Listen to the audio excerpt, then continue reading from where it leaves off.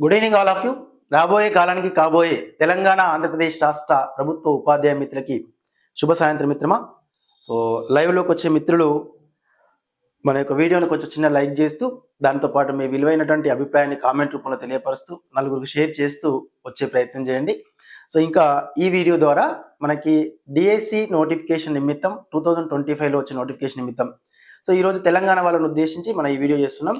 రేపు మళ్ళీ పరిసర అంటే తదుపరి సో ఏపీ మిత్రులను ఉద్దేశించి వీడియో చేయడం జరుగుతుంది. సో మేజర్గా గత సుమారు ఒక 18 సంవత్సరాలకు సంబంధించినటువంటి ప్రీవియస్ డిఎస్సి ప్రశ్నపత్రాలని, అదే మాదిరిగా టెట్కు సంబంధించిన ప్రశ్నపత్రాలని సో ఒక 45 వరకు ఆన్లైన్ ద్వారా ఆఫ్లైన్ ద్వారా సేకరించిన సమాచారం దృష్ట్యా మనకున్న ప్రీవియస్ ప్రశ్నపత్రాలను పరిగణలో తీసుకొని ఈ వీడియో ద్వారా మేజర్గా అతి ముఖ్యమైనటువంటి అంశాలు సోషల్ కంటెంట్లో కానీ, సో అదే మాదిరిగా మెథడాలజీలో కానీ, దాంతో పాటుగా మనకున్నటువంటి పిఐఈలో కానీ సో ఎవ్రీ సెగ్మెంట్లో మెయిన్ ఇంపార్టెంట్ ఏరియాస్ని పరిశీలించినట్లయితే మనకు తెలిసిన సమాచారం సో ప్రీవియస్ ప్రశ్నపత్రాల ఆధారంగా ఇప్పుడు అడుగుతున్నటువంటి ప్రశ్నల యొక్క నేపథ్యం దృష్టి చూసుకుంటే ఒక 60% వరకు ప్రశ్నలు అనేవి అదే ఏరియాస్ నుంచి ప్రశ్నలు పునరావృతం అవుతున్నవి. సో ఆ ఏరియాస్ని కనుక మనం పర్ఫెక్ట్గా ప్రిపేర్ అవుతూ కొంత అదనపు సమాచారాన్ని కనుక చదివి పెట్టి ఉన్నట్లయితే ఈ 60% ఇన్ఫర్మేషన్ మన హ్యాండ్ ఓవర్లో ఉన్నట్లయితే మనం బలమైన కాంపిటీషన్ ఇవ్వచ్చు. అక్కడ పోస్టుల సంఖ్యతో సంబంధం లేకుండా గట్టి కాంపిటీషన్ ఇవ్వచ్చు. దాంతోపాటు ఎవరైతే ఎక్కువ మొత్తంలో రివిజన్ చేసి ఉంటారో వాళ్ళు పూర్తిగా ప్రజెంటేషన్ ఇచ్చి సక్సెస్ అవ్వడానికి ఎక్కువ అవకాశాలు ఉంటాయి.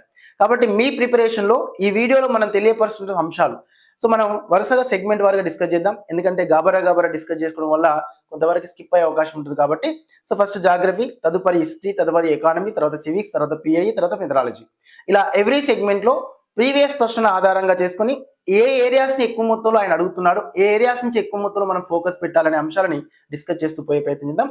రెండవది మీ అందరికీ తెలిసిన సమాచారమే, మన యొక్క టెట్కి సంబంధించినటువంటి ప్రాథమికకి మనకు 24th రోజున రిలీజ్ చేసే అవకాశం ఉందని, దాని యొక్క సంబంధించినటువంటి అభ్యంతరాలు 27th వరకు స్వీకరించి 27 తర్వాత అభ్యంతరాలు స్వీకరించిన అనంతరం తదుపరి ఫైనల్కి ఇచ్చే అవకాశం కనిపిస్తుంది. రైట్ సార్, అంటే తుది ఫలితాలను రిలీజ్ చేసే అవకాశం ఉంది. ఆఫ్టర్ దెన్ సో మనకి ఇక్కడ ప్రీవియస్ మనకు ఉన్నటువంటి ఇటీవల కాలంలో వార్తా సమాచారాన్ని పరిగణలో తీసుకుని ఫిబ్రవరి 2వ వారం లేదా 3వ వారంలో డిఎస్సి నోటిఫికేషన్ ఒక ప్రస్తావన మనకు వార్తా సమాచారం దృష్టి తెలుస్తుంది. ఇన్ కేసు ఒకవేళ డిఎస్సి నోటిఫికేషన్ కనుక ఫిబ్రవరిలో వస్తే మనకు మే చివరి వారంలో సో మాక్సిమం డిఎస్సి ఎగ్జామ్ ఉండే అవకాశం ఉంటుంది. రైట్ సార్, సో ఈ మధ్యలో ఉన్నటువంటి సందర్భానుసారంగా మనకి నోటిఫికేషన్ వచ్చిన తర్వాత సమయం అనేది సుమారుగా సో బిలో 90 days ఉంటుంది. ఈ 90 రోజులు ఇప్పుడున్నటువంటి రోజులతో పరిగణలోకి తీసుకుంటే అట్లీస్ట్ ఒక 90 to 100 days మధ్యలో మన ప్రిపరేషన్ కనుక వేగవంతం చేయకపోతే చాలా వెనుకబడిపోయే అవకాశం ఉంటుంది. రైట్ సార్, సో ఇటీవల కాలంలో మనకు ఉన్నటువంటి ప్రిపరేషన్ దృష్ట్యా, మన మిత్రుల ద్వారా వాళ్ళు అడుగుతున్నటువంటి అభిప్రాయాల దృష్ట్యా, వాళ్ళకి ఉన్నటువంటి డౌట్స్ని ఆధారంగా చేసుకుని వాళ్ళ ద్వారా సేకరిస్తున్న ముఖ్య సమాచారాన్ని పరిగణలో తీసుకుంటే ఇప్పుడు కాంపిటీషన్లో ఉన్నటువంటి అభ్యర్థుల దృష్ట్యా సో ఏ పర్సన్ అయితే ఒక మార్నింగ్ సెషన్లో ఉదయం 6 గంటల నుంచి మధ్యాహ్నం 12 గంటల వరకు అట్లీస్ట్ ఒక 5 గంటలు 4 గంటలు చదవలేకపోతే ఆయనను ఓవర్టాక్ చేసి ఒక 1000 మంది ముందుకెళ్లే అవకాశం ఉంది. రైట్ సార్, ఆ తరహా ఒక రోజు మొత్తం చదవకపోతే ఒక 2000 మంది ముందుకెళ్తారు జిల్లాల వారీగా ఉన్న కాంపిటీషన్ దృష్టిని. ఆ తరహా మొత్తంగా మనం ఒక 1 week 10 days కనుక చదవకపోయి ఉంటే మొత్తానికి మొత్తం ఒక 10,000 మంది మనల్ని ఓవర్టాక్ చేసి ఉంటారు. రైట్ సార్, వాళ్ళు ముందుగా చదువుతారు, ముందుగా రివిజన్ చేస్తారు, ఎగ్జామినేషన్లో మనకంటే ముందుగా ఎక్కువ ప్రశ్నలకు ప్రజెంటేషన్ ఇస్తారు, ముందుగానే అపాయింట్మెంట్ తీసుకొని విధి నిర్వహణలో భాగంగా తన యొక్క కాలక్రమాన్ని కొనసాగిస్తూ ఉంటారు. మనం వెనుకబడిపోయే ప్రమాదం ఉంది. కాబట్టి తస్మాత్ జాగ్రత్తగా ఉండే ప్రయత్నం చేయండి మిత్రమా. ఇప్పటిదాకా మీరు టెట్ కోసం ప్రిపేర్ అయ్యారు, దాంతో పాటుగా డిఎస్సికి సంబంధించిన వరకు కొంతమంది మిత్రులు టెట్లో స్కోర్ ఉంది కదా అని చెప్పేసి తదుపరి వచ్చేటటువంటి ప్రతిపాదన ఆధారంగా అంటే సో మాకు డిఎస్సిలో నోటిఫికేషన్ ఆధారితంగా పోస్టుల సంఖ్యను ఆధారంగా చేసుకొని నేను కుదురుగా కూర్చొని చదవాలనే నేపథ్యం కలిగి ఉంటారు. రైట్ సార్, ఇక్కడ పోస్టుల సంఖ్యను ఆధారంగా చేసుకుని చదవాలనే నేపథ్యం కలిగిన ఆలోచన ఏదైతుందో ఆ మిత్రులంతా కూడా మాక్సిమం వీలైనంత వరకు బ్యాకప్ అయ్యే అవకాశం ఎక్కువ మొత్తంలో ఉంది. ఎందుకంటే ఇప్పుడు సమయం లేదు మనకి. మాక్సిమం ఫిబ్రవరిలో నోటిఫికేషన్ వచ్చినప్పటికీ సో పర్టికులర్ ఒక 90 days కంటే బిలోనే తక్కువ టైమే ఇచ్చి ఆయన విధి నిర్వహణ నిమిత్తం అంటే ఎగ్జామ్ కండక్ట్ చేసే అవకాశం ఉంది. కాబట్టి సో ఎట్టకేలకు మొత్తంగా గవర్నమెంట్ యొక్క ప్రతిపాదన సో జూన్ 12న పాఠశాలలు వేసవి కాలపు సెలవు దినాలు పూర్తయిన పిదప పునఃప్రారంభం అయ్యేటప్పటి వరకు సో కొత్తగా మళ్ళీ నియమించబడ్డ ఉపాధ్యాయులని ఆహ్వానించాలని ఒక నేపథ్యంతో దృఢ సంకల్పంతో ముందుకెళ్తున్నామని మనకున్న సమాచారం అధికార యంత్రాంగం ద్వారా. సో కాబట్టి ఇక్కడ మనం ఎంతవరకు పాసిబుల్ అయితే అంతవరకు కొంచెం రేపు ఎగ్జామ్ అనగా ముందు రోజు ఏ తరహాలో అయితే చదువుతామో టెట్ ఎగ్జామ్ కోసం కానీ, గతంలో బిఎడ్ విషయంలో కానీ, గతంలో అకాడమిక్ సెక్టార్లో కానీ, మనం రేపు ఎగ్జామ్ అంటే ముందు రోజు ఏ తరహాలో అయితే కొంచెం ఎక్కువ మొత్తంలో కాన్సన్ట్రేషన్ తోటి ఓపికతో కొన్ని చిన్న చిన్న చితకా పనులను పక్కన పెట్టేసి సో అత్యధిక మొత్తంలో అత్యంత ఆసక్తితో చదువుతూ ఉంటాం, రైట్ సార్. అలాంటి కాన్ఫిడెన్స్ లెవెల్స్ ని, అత్యంత శ్రద్ధని సో ఈ రోజు మనం చదివి ఈ రోజు మొదలు పెట్టుకుంటేనే ఈ 90 డేస్ కనుక అదే కాన్సన్ట్రేషన్ తో చదివితేనే రేపు అపాయింట్మెంట్ అనేది మనం 1:1 లో తీసుకునే అవకాశం ఉంది. సో కాబట్టి సో మోర్ దెన్ పీపుల్స్ మీకున్నటువంటి అపోహలని సో దాంతో పాటు మీకున్నటువంటి కొంతవరకు సో నమ్మకం, అభద్రతా భావం ఏదైతుందో దాన్ని పక్కన పెట్టే ప్రయత్నం చేయండి మాక్సిమం. ఎందుకంటే సరే ఇక్కడ గమనించాలి, మనం డిస్టిక్ వైజ్ గా స్కూల్ అసిస్టెంట్ కానీ, ఎస్జిటి కానీ పోస్టుల సంఖ్యని పరిగణలో తీసుకుని మనం ప్రిపేర్ అవ్వాలంటే పోస్టులు 1 ఉన్నా అదే కంటెంట్ చదవాల్సి వస్తుంది, పోస్టులు 10 ఉన్నా అదే కంటెంట్ చదవాల్సి వస్తుంది.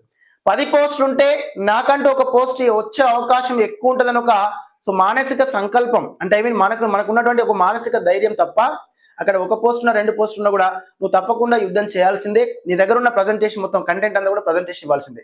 కాబట్టి మన విధి నిర్వహణలో మనకు అవసరమైనది మాత్రం ఒక పోస్టే. ఆ ఒక్క పోస్ట్ సాధించాలనే దృఢ సంకల్పాన్ని ఏర్పాటు చేసుకుని మాక్సిమం వీలైనంత వరకు బెస్ట్ ఇచ్చే ప్రయత్నం చేయాలి, రైట్ సార్. సో ఇప్పటికీ మనకున్న ప్రతిపాదన నిమిత్తం సో రానున్న నేపథ్యంలో ప్రధానంగా మీరు గతంలో కూడా ఒకసారి ప్రస్తావన చేశాను, రైట్ సార్. సో ఇప్పుడు కొత్తగా ప్రిపేర్ అయ్యే వాళ్ళు, ఇప్పటిదాకా టెట్ కోసం ప్రిపేర్ కాకుండా డిఎస్సికి ప్రిపేర్ అయ్యే వాళ్ళు, దాంతో పాటు గతంలో టెట్ కోసం ప్రిపేర్ అవుతూ మళ్ళీ డిఎస్సికి ప్రిపేర్ అయిన మిత్రులు ఎవరైతున్నారో సో మాక్సిమం 2024 డిఎస్సి మిస్ అయిన తర్వాత తొందరలోనే మళ్ళీ డిఎస్సి నోటిఫికేషన్ వస్తుంది. కాబట్టి తెలంగాణ మిత్రుల దృష్ట్యా ఇక్కడ ఉన్న సమయభావన పరిగణలో తీసుకున్నట్టయితే మనం డిఎస్సికి అదనంగా చదవాల్సిన సమాచారం కొంత తక్కువ మొత్తంలో ఉంటుంది. కేవలం ఒక 25% మాత్రమే అదనంగా చదవాల్సి వస్తుంది. మిగతా సమాచారం అంతా టెట్ కోసం చదివి ఉన్నాం ఆల్రెడీ, రైట్ సార్. రిమైనింగ్ ఆ చదువుతున్నటువంటి డిఎస్సి విషయంలో మొత్తం సోషల్ కంటెంట్ కానీ, పిఐ కానీ, మెథడాలజీలో కానీ మెయిన్ ఏరియాస్ సో ప్రతి సంవత్సరం టీఆర్టీలో కానీ, టెట్లో కానీ వాళ్ళు నిర్వహిస్తున్నటువంటి పోటీ పరీక్షల నిమిత్తం టెట్ కానీ, డిఎస్సిలో కానీ మనకు పదే అడుగుతున్న అంశాలను ఒకసారి చూసినట్లయితే కొంచెం ప్రిపరేషన్ ఈజీ అయ్యే అవకాశం ఉంటుంది. ఒక 60% వెసులుబాటు కల్పించినట్లు అవుతాం, రైట్ సార్. సో కాబట్టి ఈ వీడియోని చివరి దాకా చూసే ప్రయత్నం చేయండి. సో ఏ తరహాలో అయితే మనం ముందుకెళ్తామనే విషయాన్ని పరిగణలో తీసుకొని మనం అంటే మీరు కొంతవరకు సో కోఆర్డినేట్ చేసుకుంటూ వీలైతే ఒక నోట్బుక్ ఏమైనా ఉంటే దానిలో నిక్వైజ్ రాసుకునే ప్రయత్నం చేయండి ఆ టాపిక్స్ ని, రైట్ సార్. సో వరుస క్రమంలో చేద్దాం. ఈ రోజు హిస్టరీ మీకు సోషల్ కంటెంట్ విషయంలో డిస్కస్ చేద్దాం, తదుపరి హిస్టరీ, తర్వాత ఎకానమీ, తర్వాత సివిక్స్, తర్వాత మెథడాలజీ, తర్వాత పిఐ, ఇలా వరుస క్రమంలో ఒక్కో వీడియో రూపంలో మీకు చర్చించే ప్రయత్నం చేస్తాం, రైట్ సార్. ఇంకా కోర్సులో అయితే ప్రత్యేకంగా ఆ సబ్ టాపిక్ పైన కొంత విశ్లేషణ, క్విక్ రివిజన్ కూడా చేసుకుందాం మనం. సో మన Venkat sir online class app లో ఉన్న టెస్ట్ సిరీస్ కోర్సు కానీ, కంటెంట్ కోర్సులో కానీ ప్రత్యేకంగా మనం డిస్కస్ చేసే ప్రయత్నం చేద్దాం, రైట్ సార్. ఎస్ వన్స్ గమనించండి మిత్రమా. సో ఇక్కడ ఒకసారి ప్రతిపాదన ఆధారంగా చేసుకుని చూసినట్లయితే మనకు డిఎస్సి సిలబస్ ఒకసారి చూడండి సార్. డిఎస్సి సిలబస్ ఒకసారి గమనిస్తే సో ఓవరాల్ గా టెట్ కు సంబంధించి దాంతో పాటు డిఎస్సి సిలబస్ దృష్ట్యా మనకి 80 మార్కులు 160 ప్రశ్నలు, రైట్ సార్. 160 ప్రశ్నలు 80 మార్కులు, రైట్ మిత్రమా. ఇక్కడ ఇచ్చిన సమయం 2.5 గంటల సమయం, అంటే అప్రాక్సిమేట్లీ 150 నిమిషాలు. సో బాగా గమనించండి మిత్రమా, ఆన్లైన్ ఆఫ్లైన్ తో పోల్చుకుంటే ఆన్లైన్ ఎగ్జామ్ రాయడం వల్ల మనకి సుమారుగా ఒక 10 నుంచి 15 నిమిషాలు అనేవి కొంత కలిసి వస్తుంది. 10 నుంచి 15 నిమిషాలు కలిసి వస్తుంది ఈ ఆఫ్లైన్ తో పోల్చుకుంటే ఆన్లైన్. ఈ కలిసి వచ్చే 15 నిమిషాలే మన గొంపలు ముంచుతాయి మ్యాక్సిమం చెప్పాలంటే. సో మన మిత్రులు ఆల్మోస్ట్ అటెంప్ట్ చేస్తారు, చివరి 10 నుంచి 10 నిమిషాలు మిగిలి ఉండగానే మళ్ళీ ఫస్ట్ మనం అటెంప్ట్ చేసిన నేపథ్యంలో సెన్స్ ఆఫ్ హ్యూమనాలజీ మెథడ్ ఆధారంగా క్వశ్చన్ చదవగానే మన మనసులో కూడా ఒక ఆప్షన్ క్రియేట్ అవుతుంది, అది రైట్ ఆన్సర్ గా గుర్తిస్తారు. తిరిగి లాస్ట్ మూమెంట్ లో 10 నిమిషాల్లో మళ్ళీ ఒకసారి రివిజన్ చేసుకుంటూ వచ్చి ఈ 10 నిమిషాలు ఎన్ని వీలైతే అన్ని మళ్ళీ ఒకసారి క్వశ్చన్ చదివి ఆయన లోపల ఉన్న వ్యక్తి చెప్పినటువంటి ఆప్షన్ మళ్ళీ గుర్తించి వస్తాడు. తీరా కీ పేపర్ చూస్తే ఫస్ట్ పెట్టిన ఆప్షన్లే రైట్ ఆన్సర్ అయి ఉంటాయి, రైట్ సార్. ఈ పొరపాటు అనేది ఈ చివరి దశలో చేసి 2024 డిఎస్సిలో మన యాప్ ద్వారా కానీ మన మిత్రులు కానీ సుమారు ఒక 40 to 50 మెంబర్స్ ఉన్నారు, రైట్ సార్. 0.01 0.03 మార్క్ తో జాబులు మిస్ అయిన వాళ్ళు, రైట్ సార్. ఇప్పటికే వాళ్ళు మళ్ళీ నిత్యం పోరాడుతూ ఈసారి తప్పకుండా డిఎస్సి కొట్టాలనే నేపథ్యంతో వస్తున్నారు, రైట్ సార్.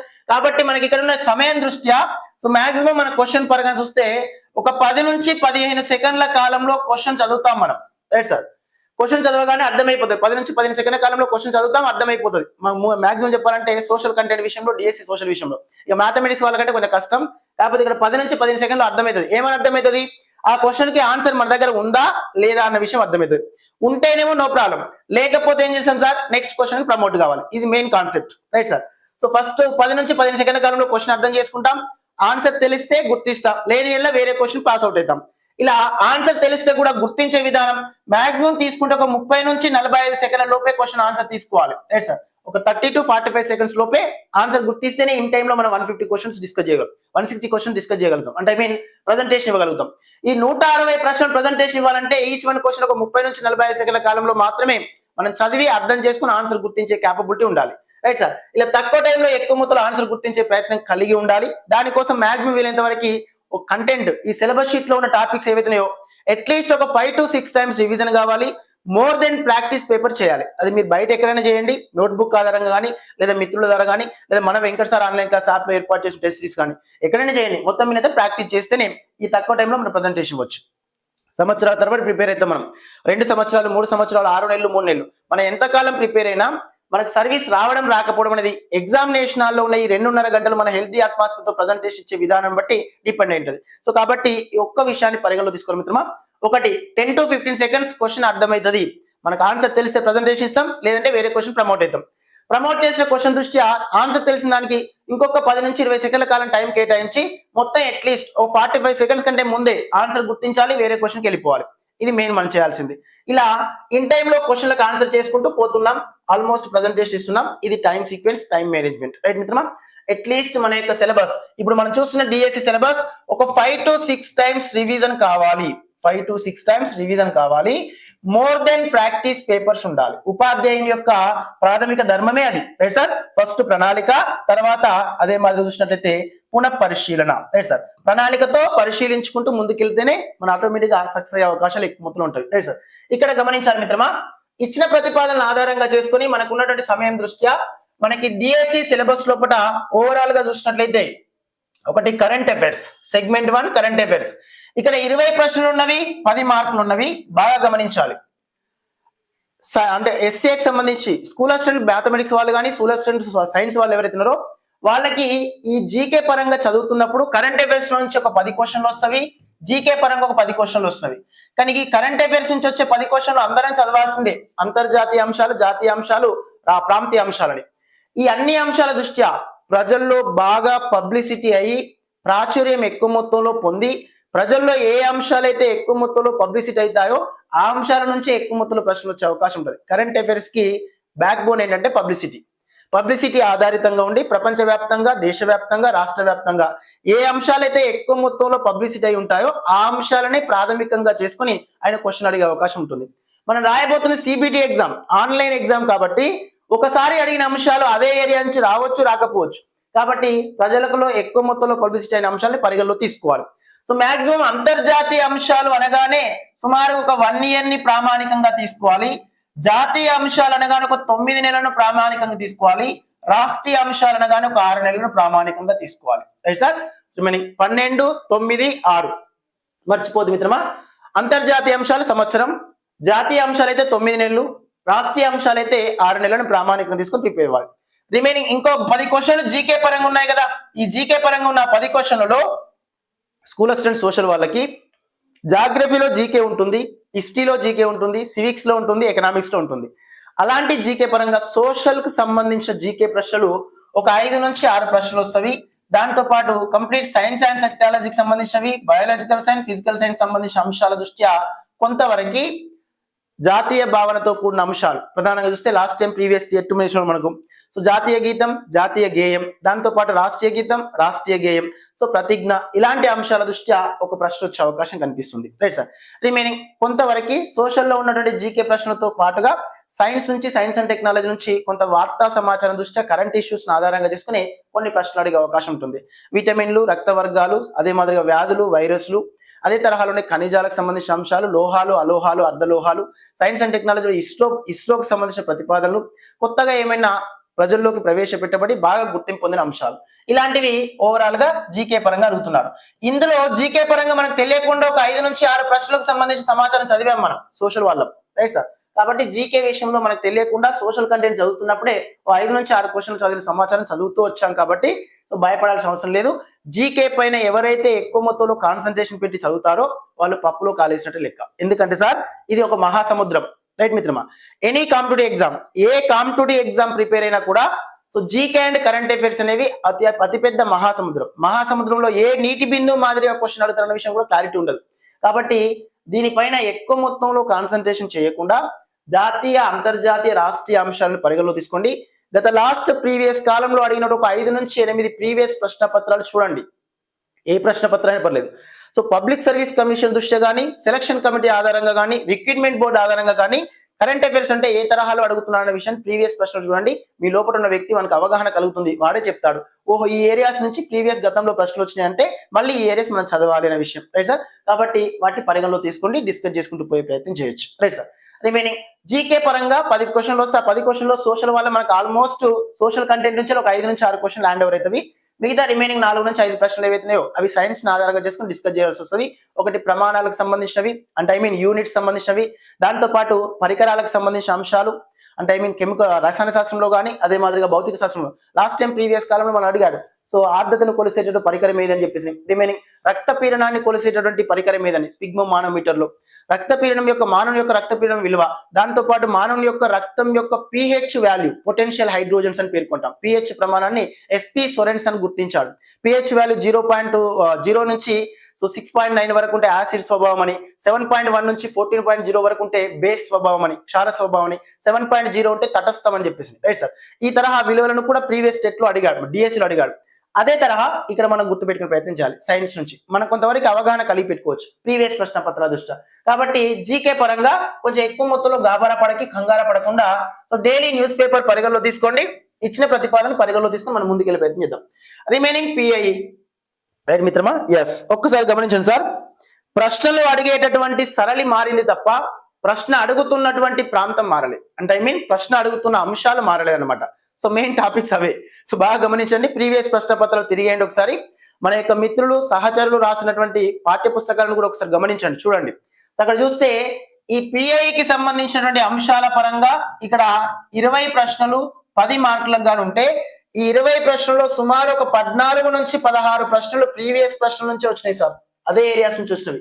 నేను ఇప్పటి వరకు గమనించాను, మొత్తంగా 2011 నుంచి ఇప్పటి వరకు ఆన్లైన్ ద్వారా ఆఫ్లైన్ ద్వారా సేకరించిన ప్రశ్న పత్రాలు మిత్రుల ద్వారా తెలిసిన సమాచారం దృష్ట్యా ఓవరాల్ మొత్తంగా ఒక 14 నుంచి 16 ప్రశ్నలు ప్రీవియస్ ప్రశ్నల నుంచే వచ్చాయి. కాబట్టి ఇది మర్చిపోవద్దు ఎట్టి పరిస్థితుల్లో కూడా. Right sir. రిమైనింగ్ ఈ అంశాలని ప్రామాణికంగా చేసుకుని ఒకసారి ఏ ఏరియాస్ అయితే ఉన్నాయో ఆ ఏరియాస్ మనం ఒకసారి లైవ్ లో మనం డిస్కస్ చేద్దాం. మన కోర్సులో ఆ ఏరియాస్ ఎట్టి పరిస్థితుల్లో మిస్ కాకుండా చదివే ప్రయత్నం చేయండి. Right sir. మన Venkat sir online class app లో కూడా జనవరి 26న పిఐకి సంబంధించిన కోర్సు కూడా లాంచ్ అవుతుంది. Right sir. సో అత్యంత నిష్ణాతులు వెరీ ఈజీగా ఇక్కడ 20 ప్రశ్నలకి సుమారుగా 20కి 20 వచ్చే విధంగా మనం సాధించే విధంగా మన యొక్క బోధనా విధానం కలిగి ఉండే మిత్రుల ద్వారా మీకు ఇంట్రడ్యూస్ చేసే ప్రయత్నం చేస్తాం. రిమైనింగ్ సోషల్ కంటెంట్ కి వచ్చినప్పటికీ 88 ప్రశ్నలు ఉన్నవి, ఇగో 44 మార్కులు వస్తున్నవి. 88 ప్రశ్నలు 44 మార్కులు. Right sir. గతంలో సోషల్ కంటెంట్ అనగానే జాగ్రఫీ, హిస్టరీ, సివిక్స్ అదే మాదిరి ఎకనామిక్స్. Right sir. గమనించాలి, ఫస్ట్ ప్రియారిటీ వచ్చినప్పటికీ జాగ్రఫీకి ఎక్కువ ప్రియారిటీ ఇచ్చేవారు. Right sir. స్టార్టింగ్ లో వచ్చేటప్పటికి జాగ్రఫీకి ఫస్ట్ ప్రియారిటీ ఇచ్చి, తర్వాత హిస్టరీకి సెకండ్ ప్రియారిటీ ఇచ్చి, తర్వాత సివిక్స్ కి థర్డ్ ప్రియారిటీ ఇచ్చి, ఎకనామిక్స్ కి ఫోర్త్ ప్రియారిటీ ఇచ్చేవారు అనమాట. అంటే మొత్తంగా 88 ప్రశ్నలు అంటే ఇవి 4 సెగ్మెంట్ ఉన్నాయి కాబట్టి ఎవ్రీ సెగ్మెంట్ నుంచి 22 ప్రశ్నలు రావాలి. కానీ జాగ్రఫీలో 28 నుంచి 35 వచ్చిన రోజులు ఉన్నాయి. హిస్టరీలో కూడా 25 నుంచి 30 వచ్చిన రోజులు ఉన్నాయి. సివిక్స్ లో ప్రధానంగా చూస్తే 16 నుంచి 18 వచ్చిన రోజులు ఉన్నాయి. ఎకనామిక్స్ లో అయితే 16 వరకు వచ్చిన రోజులు ఉన్నాయి. కానీ ఇప్పుడు చేంజ్ అయిపోయింది సిస్టమ్ అంతా, టెట్ లో కానీ డిఎస్సిలో కానీ. Right sir. జాగ్రఫీతో పాటు ఎకనామిక్స్ ఎక్కువ మొత్తంలో అడుగుతున్నారు ఇక్కడ, economics plus geography. Right sir. కొన్ని సెగ్మెంట్ల ఆధారంగా చేసుకొని ఈ జాగ్రఫీతో పాటు హిస్టరీకి ప్రియారిటీ ఇస్తున్నాడు, కొన్ని సెగ్మెంట్ లో సివిక్స్ కి ప్రియారిటీ ఇస్తున్నాడు. అంటే ఈ మొత్తంలో ఎక్కడి నుంచి ఎక్కువ ప్రాధాన్యత ఉంటుందనే విషయం కూడా క్లారిటీ లేకుండా అడుగుతున్నారు అనమాట. అంటే ఆన్లైన్ ఎగ్జామ్ కాబట్టి ఎక్కువ విడతలుగా ఎగ్జామ్ నిర్వహిస్తున్నప్పుడు సో మేజర్ గా వీటిని అడుగుతున్నాం. కానీ మొన్న రీసెంట్ గా జరిగిన 2024 డిఎస్సి లో కానీ ఇటీవల కాలంలో జరిగిన టెట్ లో కానీ ఎకనామిక్స్ కి ప్లస్ జాగ్రఫీకి ఎక్కువ ప్రాధాన్యత ఇస్తున్నట్టుగా మనకు ప్రశ్న పత్రాల దృష్టి తెలిసిపోతుంది. Right sir. ఆ ఇస్తున్న అంశాలు కూడా మన ఆల్మోస్ట్ కంప్లీట్ గా చూసినట్లయితే గతంలో అడిగినటువంటి అంశాలతో పాటుగా కొంత మానవుని యొక్క జీవన విధానంలో ఏ అంశాలైతే ఎక్కువగా దోహదపడుతున్నాయో ఇక్కడ ఎకనామిక్స్ విషయంలో కానీ ఇక్కడ జాగ్రఫీ విషయంలో కానీ ఏ అంశాలైతే ఎక్కువ దోహదపడుతున్నాయో ఆ టాపిక్స్ నుంచే ప్రశ్నలు ఎక్కువ మొత్తంలో లేవనెత్తాడు. Right sir. కాంటూర్ రేఖల నుంచి ప్రశ్నలు వచ్చాయి. ఎందుకు వస్తున్నాయి కాంటూర్ రేఖల గురించి అంటే ఇటీవల కాలంలో ప్రాజెక్టుల నిర్మాణంలో కానీ రోడ్డు రవాణా నిర్మాణంలో కానీ భూమి ఉపరితలంపై ఒక ప్రాంతం ఎంత ఎత్తులో ఉందన్న విషయం తెలుసుకోవడంలో భాగంగాని ఒక ప్రాంతం యొక్క పరిధి ఏ తరహాలో ఉంది, సముద్ర మట్టం నుంచి ఎంత ఎత్తులో ఉంది, ఆ భూస్వరూపం యొక్క వక్రాలను తెలుసుకోవడం కోసం కాంటూర్ లైన్స్ ఉపయోగిస్తున్నాం. కాంటూర్ లైన్స్ నుంచి ప్రశ్నలు వచ్చేవి. రిమైనింగ్ అదే మాదిరిగా అక్షాంశాలు రేఖాంశాల నుంచి ప్రశ్నలు వచ్చేవి. అక్షాంశాలు రేఖాంశాలు, లాటిట్యూడ్స్ అండ్ లాంగిట్యూడ్స్. రెండు అక్షాంశాలు రెండు రేఖాంశాల యొక్క సంకలనాన్ని మనం గ్రీడ్ వ్యవస్థ అని పేర్కొంటాం. ఇగో ఈ గ్రీడ్ వ్యవస్థను ఆధారంగా చేసుకునే ఈ రోజు గూగుల్ మ్యాప్ పనిచేస్తున్నది, రైట్ సార్. అదే తరహా గ్రీడ్ వ్యవస్థను ఆధారంగా చేసుకునే శాస్త్ర సాంకేతిక పరిజ్ఞానం దృష్ట్యా నేను ఇక్కడ పాఠ్యాంశం చెప్తుంటే మీరు అక్కడ వింటున్నారు. దీని మధ్య కాన్సెప్ట్ వచ్చినప్పుడు అక్షాంశ రేఖాంశ దృష్ట్యా గ్రీడ్ వ్యవస్థను ఉద్దేశించి పాఠ్యాంశం దృష్ట్యా మనకు ప్రశ్నలు వచ్చాయి. దాంతో పాటు నదీ వ్యవస్థను ఆధారంగా చేసుకుని ప్రశ్నలు వచ్చినవి. భారతదేశం యొక్క భౌగోళిక స్వరూపాలు, పీఠభూములను ఉద్దేశించి ప్రశ్నలు వచ్చాయి. అంటే ఇక్కడ జియోగ్రఫీ ఎకనామిక్స్ విషయంలో మానవుని యొక్క జీవన విధానంలో ఎక్కువగా దోహదపడుతున్న అంశాలపైన ప్రశ్నలు అధిక మొత్తంలో అడుగుతున్నాడు. వాటి ప్రీవియస్ ప్రశ్నపత్రాల దృష్టి కూడా ఎక్కువ ప్రాధాన్యత ఉంది, రైట్ సార్.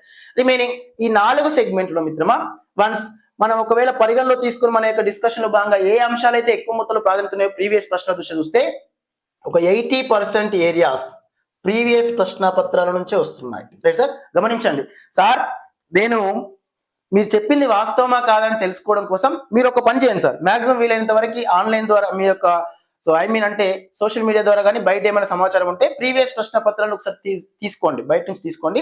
సో మరి వెంకటన్న చెప్పింది వాస్తవమా కాదని తెలుసుకోవడం కోసం ఒకసారి చెక్ చేస్తే మాక్సిమం ఇక్కడ మనం మాట్లాడుకున్నంత కూడా వాస్తవం కలిపింది. ఎందుకంటే సుమారు ఒక 20-25 డేస్ నుంచి సో డిఎస్సిలో ఏ అంశాలపైన ఎక్కువ మొత్తంలో ఫోకస్ చేస్తే తెలంగాణ మిత్రులు కానీ ఏపీ మిత్రులు, తెలంగాణ మిత్రులకైతే క్లారిటీ ఇవ్వచ్చు, ఏపీ మిత్రులకి సిలబస్ చేంజ్ అయింది. ఎన్సీఆర్టీ బేస్డ్ టెక్స్ట్ బుక్స్ ఇటీవల కాలంలో వచ్చినవి.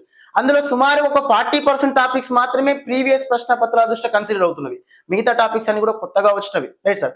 సో ఆ కొత్తగా వచ్చిన టాపిక్స్ ఆధారంగా చేసి ఇప్పుడు వచ్చే క్వశ్చన్ పేపర్ ఎలా ఉంటుందనే విషయం కొంతవరకు మాత్రమే అనాలిసిస్ చేయొచ్చు. కానీ తెలంగాణ మిత్రులకు మాత్రం మనం 80% అనాలిసిస్ చేసుకోవచ్చు ఎక్కడి నుంచి వస్తున్నాయనే విషయాన్ని, రైట్ సార్. అలా అనాలిసిస్ చేయగా మనకు సోషల్ కంటెంట్ లో అయితే 80% వస్తున్నవి. మేము ఇక్కడ గమనిస్తే ఓవరాల్ మొత్తం పేపర్ చూస్తే ఒక 60-70% వరకు ప్రీవియస్ ప్రశ్నలకు వెయిటేజ్ వర్తిస్తుంది. కాబట్టి సోషల్ కంటెంట్ లో ఎవ్రీ సెగ్మెంట్ లో మనం ఏ అంశాలపై ఎక్కువ ఫోకస్ పెట్టాలనే విషయాన్ని కోర్సులో మనం పూర్తి సవివరంగా డిస్కస్ చేసే ప్రయత్నం చేద్దాం. అందులో జాగ్రఫీ విషయంలో పర్టికులర్గా ఈ రోజు డిస్కస్ చేసే ప్రయత్నం చేద్దాం, రైట్ మిత్రమా. రిమైనింగ్ అదే తరహాలోనే నెక్స్ట్ చూస్తే methodology, social methodology, right sir. ఇక సోషల్ మెథడాలజీ అనగానే తెలిసిపోతుంది మనకి, రైట్ సార్. కరిక్యులం నుండి మనకి టీచింగ్ మెథడాలజీ ఆధారంగా కరిక్యులం ఏదైతుందో ఆ కరిక్యులం అనేటటువంటి పర్టికులర్ ప్రధానమైన సెగ్మెంట్ నుంచి కంప్లీట్ గా ఒక 3 నుంచి 4 ప్రశ్నలు వస్తున్నాయి, రైట్ సార్. దాంతో పాటు బోధనా పద్ధతులను ఆధారంగా చేసుకునే లక్ష్యాలు, అదే మాదిరిగా విలువలు, అదే తరహాలోనే ప్రణాళికలు, నెక్స్ట్ అదే తరహా లాస్ట్ మూమెంట్ లో సాంఘిక శాస్త్రంలో ఉపయోగించేటువంటి పరికరాల యొక్క ప్రయోగ విధానం, వీటి నుంచి కూడా ప్రశ్నలు ఎక్కువ మొత్తంలో వస్తున్నాయి. ఇక్కడ మొత్తం కూడా లెక్క పెట్టుకోవచ్చు మనం, రైట్ సార్. ఇక్కడ 16 ప్రశ్నలు 32 ప్రశ్నలు 16 మార్కులు ఏవైతున్నాయో ఈ 32 ప్రశ్నలు వచ్చేటటువంటి ఏరియా దృష్ట్యా సుమారుగా ప్రీవియస్ ప్రశ్న పత్రాల ఆధారంగా మనం సేకరించిన సమాచారం నుంచి ఒక 20 నుంచి 25 ప్రశ్నలు అయ్యే అక్కడి నుంచే వస్తున్నాయి అనమాట, ప్రీవియస్ ప్రశ్నల నుంచే వస్తున్నవి. కాబట్టి వీటి ప్రామాణికంగా తీసుకోండి, రైట్ సార్. నేను చెప్పొచ్చేది మొత్తంగా చూస్తే సార్, మీరు మీకు అనుకూలంగా ఏమైనా ప్రీవియస్ మెటీరియల్స్ ఏమైనా ఉంటే సుమారు మనకు ఒకసారి గమనించండి. 2008 డిఎస్సికి సంబంధించినటువంటి ప్రశ్న పత్రాల నుంచి మొదలుకుంటే 2024 ఇటీవల కాలంలో వచ్చినట్టు తెలంగాణ డిఎస్సి వరకు నిర్వహించిన టెట్ పేపర్లని, డిఎస్సి పేపర్లను ఒకసారి క్షుణ్ణంగా పరిశీలించండి. మీకు మెథడాలజీ విషయంలో అదే మాదిరిగా ఇక్కడ సోషల్ కంటెంట్ విషయంలో క్లారిటీ వస్తుంది, రైట్ సార్. రిమైనింగ్ ఇక జీకే కరెంట్ అఫైర్స్ నేను చెప్పాను కదా, అదొక మహాసముద్రం. దానిపైన ఎక్కువ మొత్తంలో ఫోకస్ పెట్టిపోయినా మనం ఎంత చదివినా జీకే కరెంట్ అఫైర్స్ లో కంప్లీట్ గా 20కి 20 రాలేవన్నమాట. మాక్సిమం వీలైనంత వరకు ఓ 16-17 వరకు తీసుకొచ్చే అవకాశం ఉంటుంది, రైట్ సార్. సో అది అత్యంత మొత్తంగా చదివి ప్రాపర్ ఒక సంవత్సరం నుంచి కంప్లీట్ డైలీ న్యూస్ పేపర్ రాసుకుంటూ ఎవ్రీ మంత్ మ్యాగజైన్ చదువుకుంటూ మాక్సిమం రివైజ్ చేసుకుంటూ వస్తా ఉంటే కన్సిడర్ అవుతుంది, రైట్ సార్. సో కాబట్టి ఇక్కడ నేను చెప్పొచ్చేది వీటిని మాత్రం బై తీసుకురావచ్చు. 32 తీసుకురావచ్చు, 88కి సుమారుగా 86-87 దాకా తీసుకురావచ్చు సోషల్ మీడియా అంటే కంటెంట్ విషయంలో. సో కాబట్టి వీటి ప్రామాణిక తీసుకోండి సార్. ఇది మనకున్న పేపర్ దృష్ట్యా కంప్లీట్ గా ఈ యొక్క సెగ్మెంట్స్ ఏవైతే 4 సెగ్మెంట్స్, ఆ 4 సెగ్మెంట్ లో ప్రాపర్ వేలో ప్రీవియస్ ప్రశ్న పత్రాలకు ఎక్కువ ప్రియారిటీ ఇచ్చే ప్రయత్నం చేయండి. First one general knowledge and current affairs. దీనిలో కరెంట్ అఫైర్స్ విషయంలో అంతర్జాతీయ అంశాలు సంవత్సరం, జాతీయ అంశాలు అయితే 9 నెలలు, అదే మాదిరి రాష్ట్రీయ అంశాలు అయితే సుమారు 6 నెలలను ప్రామాణికంగా తీసుకోవాలి, రైట్ సార్. రిమైనింగ్ విద్యా దృక్పథాలు ఏవైతున్నాయో ఇక్కడ సుమారుగా ప్రీవియస్ ప్రశ్న పత్రాలను ఆధారంగా చేసుకుని ఒక 15 నుంచి 16 ప్రశ్నలు వస్తున్నాయి అదే ఏరియాస్. సో కాబట్టి ఆ ఏరియాస్ ఎట్టి పరిస్థితుల్లో మర్చిపోద్దు, వాటిని ఒకసారి పాయింట్అవుట్ చేసే ప్రయత్నం. ఇంకొక విషయం, ఇది తెలుగు అకాడమీ టెక్స్ట్ బుక్ ఎక్కువ ప్రియారిటీ ఇవ్వాలి, right sir. Telugu academy text book లో మెథడాలజీ కానీ, పిఐ కానీ, హెడ్డింగ్స్ నుంచి క్వశ్చన్స్ వచ్చినవి, మెయిన్ హెడ్డింగ్స్ నుంచి క్వశ్చన్ రేజ్ చేశాడు ఆయన. క్వశ్చన్ బిల్డింగ్ చేసేటప్పుడు సో సబ్ టాపిక్ హెడ్డింగ్ ఉంటుంది కదా సార్, సబ్ టాపిక్ నుంచి పాఠ్యాంశంలో ఉన్న సబ్ టాపిక్ నుంచి కూడా ప్రశ్నలు లేవనెత్తడం జరిగింది. కాబట్టి ఆ అంశాలను 80% మర్చిపోయే ప్రయత్నం చేయదు. ఎక్కువగా ఫస్ట్ ఆఫ్ ఆల్ ఒకసారి అయితే తెలుగు అకాడమీ చదవండి. మళ్ళీ మీకు సునాయాసంగా ఉండడం కోసం, రెఫరెన్స్ కోసం, రివిజన్ కోసం సో ఏదైనా మార్కెట్లో లభించే మంచిగా సులభంగా అర్థమయ్యే టెక్స్ట్ బుక్ ఏమైనా ఉంటే చదివే ప్రయత్నం చేయండి. రిమైనింగ్ సోషల్ కంటెంట్ వచ్చేప్పటికి సుమారు ఒక 80% ప్రశ్నలు ప్రీవియస్ అంశాల నుంచి వస్తున్నవి, ఇది గమనించాలి. ఇక్కడ స్కూల్ టెక్స్ట్ బుక్స్ తో పాటు ఇంటర్మీడియట్ ఈ 88 ప్రశ్నలలో సుమారు 24 నుంచి 30 ప్రశ్నల వరకు ఇంటర్మీడియట్ లింక్ అవుతున్నది.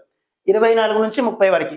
సో ప్రతి ఒక్కరు అన్నారు సార్ మాకు ఇంటర్ ఎక్కడ లింక్ అవుతుంది సార్ అని చెప్పేసి. కానీ స్కూల్ టెక్స్ట్ బుక్ లో ఉన్న సమాచారానికి అదనపు సమాచారం ఇంటర్ లో కనిపిస్తుంది. ఆ ఇంటర్ లింక్ చేసుకుని మనకు క్వశ్చన్ అడగడం జరుగుతుంది. ప్రీవియస్ 2024 డిఎస్సి లో మనలో క్వశ్చన్ అడిగారు, భారతదేశం యొక్క ద్వీపకల్ప పీఠభూమిలో ఉత్తరం వైపు ఉన్నత భూభాగాల్లో జన్మించి గంగానది వ్యవస్థలో సంకలనం చెందే నదులు ఏవి అని. రైట్ సార్, భారతదేశం యొక్క ద్వీపకల్ప పీఠభూమిలో ఉత్తరం వైపు ఉన్నత భూభాగాలు అనగానే గుర్తొచ్చేది నర్మదా నదికి ఉత్తరం వైపున ప్రాంతాన్ని ఉన్నత భూభాగాలు లేదా కేంద్రీయ ఉన్నత భూభాగం లేదా మధ్య ఉన్నత భూభాగం లేదా మాల్వా పీఠభూమి అంటాం. ఆ మాల్వా పీఠభూమిలో ఉన్న వింధ్యా పర్వతాల్లో జన్మించి ఉత్తరం వైపు ప్రవహిస్తున్నటువంటి ప్రధానమైన నదులు యమునా నది యొక్క ఉపనదులు. ఆ యమునా నది యొక్క ఉపనదిలో చెంబల్, బెత్వా, కేన్, బనాస్ నదులు. ఈ నదులు గంగా నది యొక్క వ్యవస్థలో కలుస్తున్నాయి. కాబట్టి ఈ ప్రశ్నకు సంబంధించిన సమాచారం మనకి ఇంటర్మీడియట్ సెకండ్ ఇయర్ లో ఉన్న 7వ పాఠ్యాంశంలో కనిపిస్తుంది. రైట్ సార్, రిమైనింగ్ ఆ తరహాలో ఇక్కడ ఇంటర్మీడియట్ లో హిస్టరీ, సివిక్స్, ఎకనామిక్స్ నుంచి కూడా ప్రశ్నలు ఎక్కువ మొత్తంలో వచ్చాయి. రైట్ సార్, ద్రవ్యం, బ్యాంకింగ్ సంబంధించిన అంశాలు కూడా ఎకనామిక్స్ లో సంబంధించిన సెకండ్ ఇయర్ పాఠ్యాంశం నుంచి ఎక్కువ మొత్తంలో రావడం జరిగింది. సో కాబట్టి ఇంటర్మీడియట్ కి తక్కువ అంచనా వేయదు మిత్రమా, మాక్సిమం వీలైనంత వరకు కొంచెం ఎక్కువ మొత్తంలో ఆన్సర్ గుర్తించేటట్టుగా ప్రాధాన్యత ఇచ్చేటట్టు చూసుకోండి. Right sir, yes. Remaining teaching methodology headings మర్చిపోవద్దు. తెలుగు అకాడమీకి ఫస్ట్ ప్రియారిటీ ఇవ్వాలి. గతంలో 1 ఇయర్ బిఎడ్ ఉన్నప్పుడు ఆ 1 ఇయర్ టెక్స్ట్ బుక్ చదివే ప్రయత్నం చేయండి. లేదంటే ఇప్పుడు వచ్చినటువంటి 2 సంవత్సరాలు ఉన్నటువంటి 2 సంవత్సరాల సంబంధించిన టెక్స్ట్ బుక్ చదవండి. కానీ బేస్డ్ ఆన్ ద సిలబస్ లో టాపిక్ చదవండి. రైట్ సార్, ఇక్కడ మీకు సిలబస్ సంబంధించిన అంశాలు ఈ తరహాలో సిలబస్ సంబంధించిన అంశాలు ఉంటాయి. సో అందులో వన్స్ గమనిస్తే మనకు సంబంధించిన ప్రాథమిక అంశాల దృష్ట్యా ఎస్. రైట్ సార్, దీని పీడిఎఫ్ అనేది మన మిత్రులకి సో మన యొక్క Venkat sir online class app లో కోర్స్ రిసీవ్ చేసుకున్న మిత్రులందరూ కూడా అందుబాటులో ఉంది మిత్రమా, మీరు ఒకసారి చూసే ప్రయత్నం చేయండి. రైట్ సార్, ఇక్కడ సిలబస్ చూడండి సార్ ఒకసారి. సాంఘిక శాస్త్రం కంటెంట్ సంబంధించినటువంటి 44 మార్కులకు 88 ప్రశ్నలు వచ్చే భౌగోళిక శాస్త్రం అంటే భూగోళ శాస్త్రానికి సంబంధించిన టాపిక్స్ అనేవి ఇక్కడ కనిపిస్తున్నాయి మనకు సిలబస్ లో. రైట్ సార్, ఈ సిలబస్ ఆధారంగా మెయిన్ ఏరియాస్ ప్రీవియస్ గతంలో అడుగుతున్న ప్రశ్న పత్రాల దృష్ట్యా ఎక్కడెక్కడ నుంచి ప్రశ్నలు వస్తున్న విషయాన్ని 1 బై 1 చూసే ప్రయత్నం చేద్దాం. ఓకేనా సార్? రైట్, ఫస్ట్ ఈ రోజు జాగ్రఫీ డిస్కస్ చేద్దాం, తదుపరి తర్వాత హిస్టరీ, తర్వాత సివిక్స్, తర్వాత ఎకానమీ, తర్వాత సో మనకు ఉన్నటువంటి సార్ మెథడాలజీ, పిఐ, ఇలా వరుస క్రమంలో చేసుకుంటూ పోయే ప్రయత్నం చేద్దాం. రైట్ సార్, క్లియరా? వాయిస్ క్లియర్ ఉందా? వాయిస్ క్లియర్ ఉందా మిత్రమా? Yes, Bheemanna sir. Right sir, తప్పకుండా మిత్రమా. సో మీరు ఈ అంశాలకు సంబంధించిన పూర్తి స్థాయి కంటెంట్ ని, పూర్తి స్థాయి పరిజ్ఞానాన్ని మీరు పొందాలనుకుంటే ప్లే స్టోర్కి వెళ్ళి Venkat sir online class app పొందండి.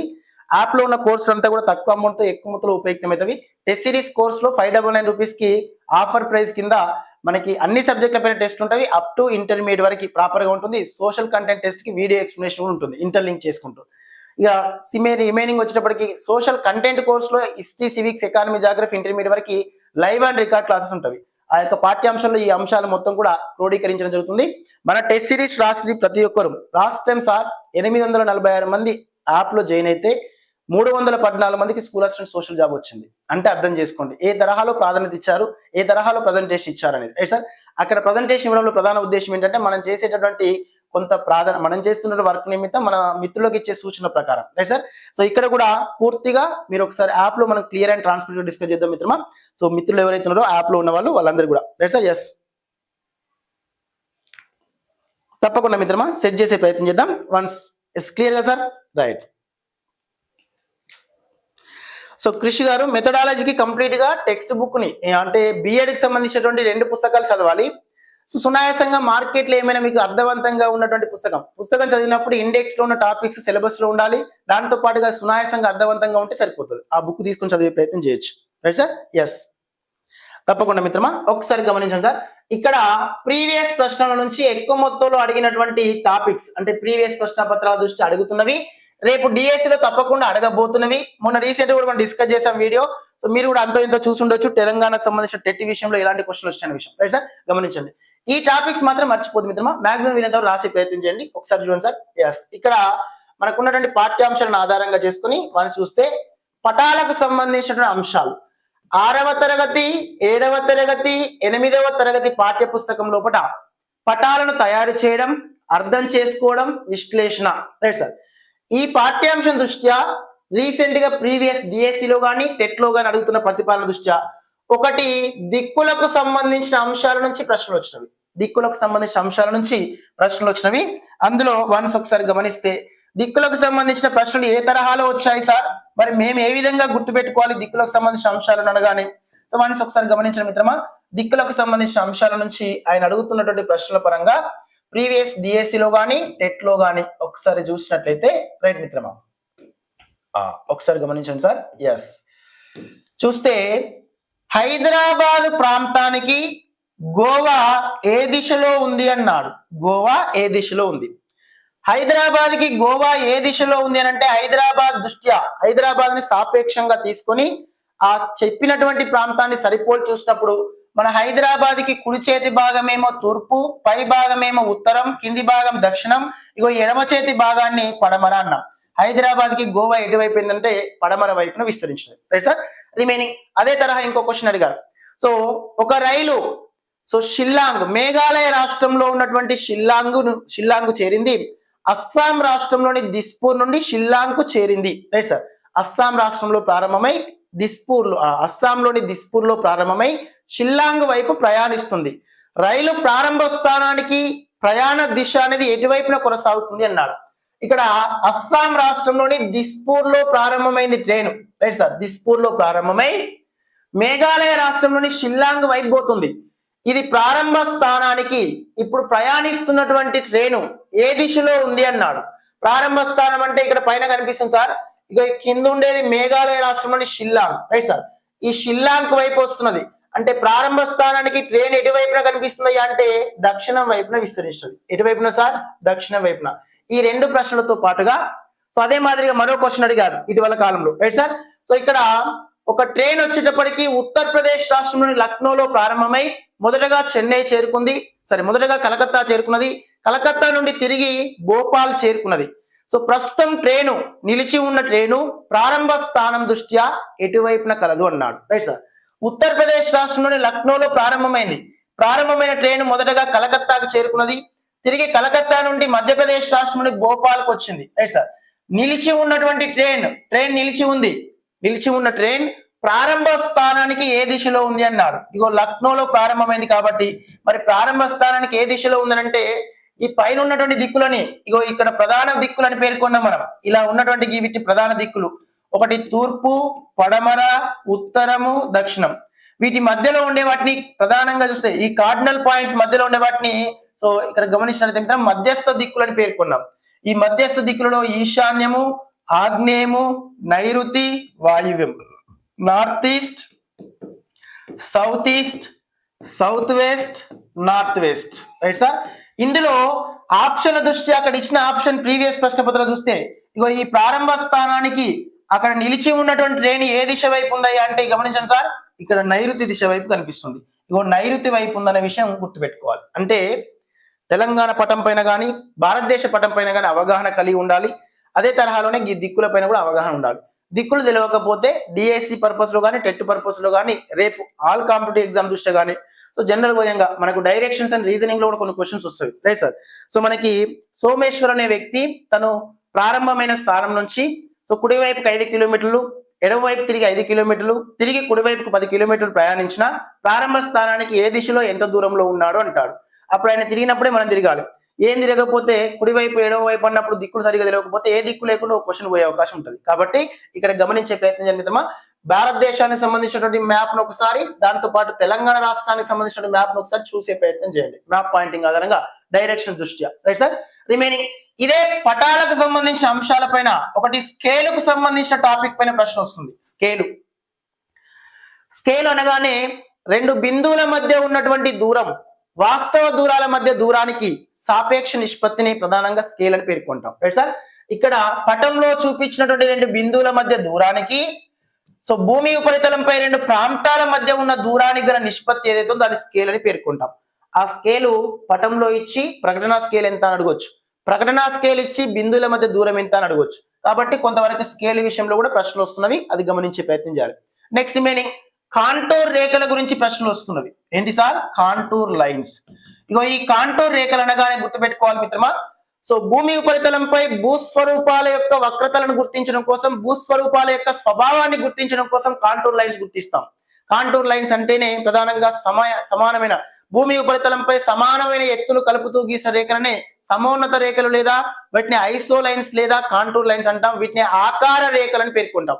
2008 డిఎస్సి లో ఆకార రేఖల గురించి ప్రస్తావన ఇచ్చిండు, రైట్ సార్.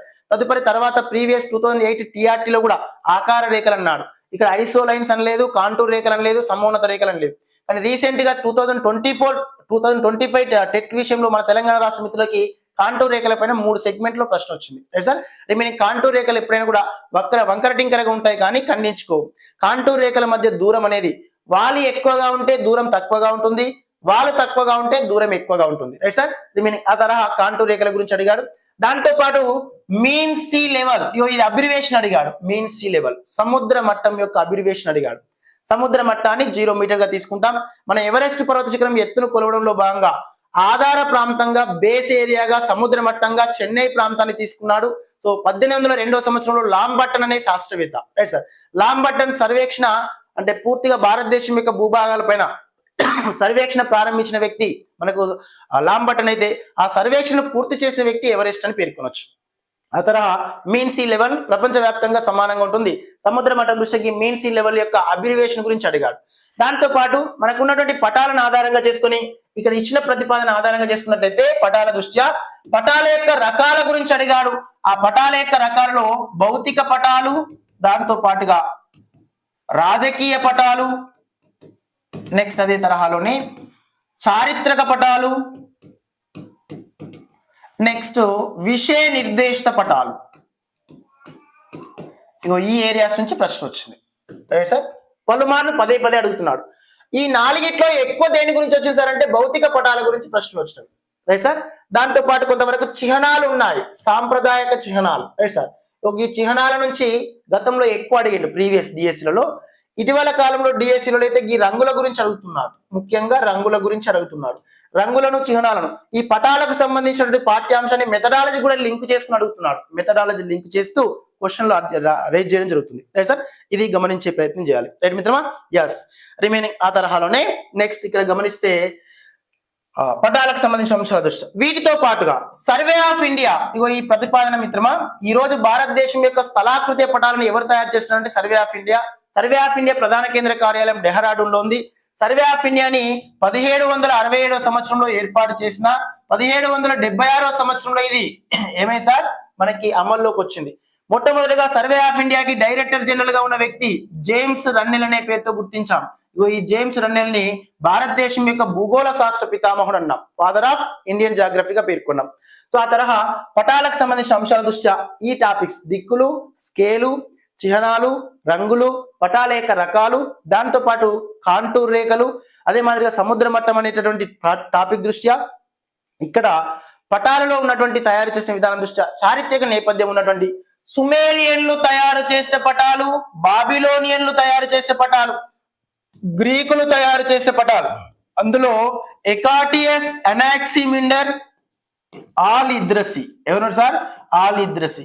ఇగో వీళ్ళందరూ తయారు చేసిన పటాల దృష్ట్యా లాస్ట్ చివరగా ఖండాల యొక్క వక్రాన్ని, సముద్రాల యొక్క వక్రతలను పరిగణిస్తూ మెర్కరేటర్ ప్రక్షేపణం చేశాడు, రైట్ సార్. సో ఇక్కడ ఇచ్చినటువంటి అందరి దృష్ట్యా మనల్ని ప్రీవియస్ గతంలో అడిగిన ప్రశ్నలు, యోగి ఎకాటియస్ ప్లస్ అనాక్సిమిండర్ తయారు చేసిన ప్రపంచ పటం గురించి ప్రశ్నలు వచ్చినవి. రిమైనింగ్ అరబిక్ భాషలో మొట్టమొదటిగా ప్రపంచ పటాన్ని తయారు చేసిన 1154వ సంవత్సరంలో తయారు చేసిన ఆల్ ఇద్రసి గురించి ప్రశ్నలు వచ్చినవి. వీళ్ళిద్దరి గురించి ప్రశ్నలు వచ్చినవి. ఇప్పుడు మన మానవుడు ఉపయోగిస్తున్నటువంటి పటాల దృష్ట్యా పటాల యొక్క సంకలనాన్ని అట్లాస్ అన్నాం. ఈ పటాలకు సంబంధించిన ప్రక్షేపణం మెర్కరేటర్ ప్రక్షేపణ ప్రస్తావన తీసుకొచ్చాం. ఆ మెర్కరేటర్ ప్రక్షేపణ గురించి ప్రశ్నలు వచ్చినవి. ఆల్ ఇద్రసి, అనాక్సిమిండర్, అదే మాదిరిగా మనకు ఉన్నటువంటి గ్రీకులు తయారు చేసిన పటాలు, వీళ్ళకి సంబంధించిన చారిత్రక నేపథ్యంలో వీళ్ళ గురించి ప్రశ్నలు రావడం జరిగింది. మిగతా సమాచార దృష్ట్యా ఈ టాపిక్ నుంచి ప్రశ్నలు లేకుండా డిఎస్సిలో ప్రశ్నాపత్రం ఉండదు. Right sir.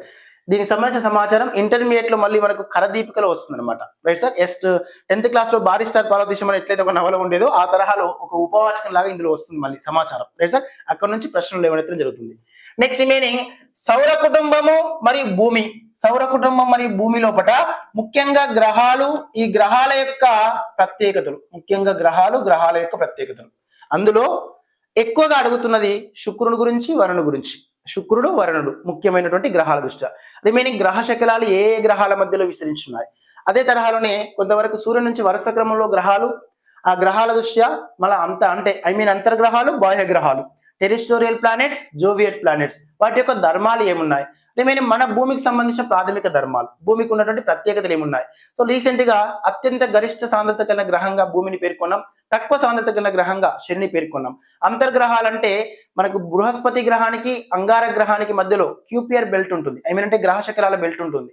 గ్రహ శకలాల బెల్ట్ కి లోపల వైపున వాటిని అంతర్గ్రహాలు అన్నాం, బయటి వైపున వాటి బాహ్య గ్రహాలు అన్నాం.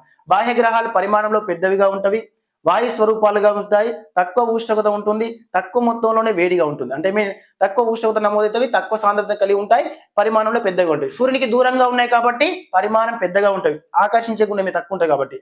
సూర్యునికి దూరంగా ఉన్నాయి కాబట్టి తక్కువ ఉష్ణోగ్రత నమోదవుతాయి. సూర్యునికి దగ్గరగా ఉంటే ఎక్కువ ఉష్ణోగ్రతలు, దూరంగా ఉంటే తక్కువ ఉష్ణోగ్రత నమోదవుతాయి. సూర్యునికి దగ్గరగా ఉన్న అంతర్గ్రహాల పైన పీడనం ఎక్కువ ఉంటుంది కాబట్టి పరిమాణం చిన్నవిగా ఉంటవి, సాంద్రత ఎక్కువగా ఉంటుంది, గరిష్ట ఉష్ణోగ్రత కలిగి ఉంటాయి. ఈ ధర్మాల దృష్ట్యా సౌర కుటుంబాన్ని ఆధారంగా చేసుకుని గ్రహాల దృష్ట్యా తప్పకుండా ప్రశ్నలు అడిగే అవకాశం కనిపిస్తుంది. అది గమనించే ప్రయత్నం చేయాలి. రిమైన్ ఇక్కడ భూమి నిర్మాణం అని పేర్కొన్నాం.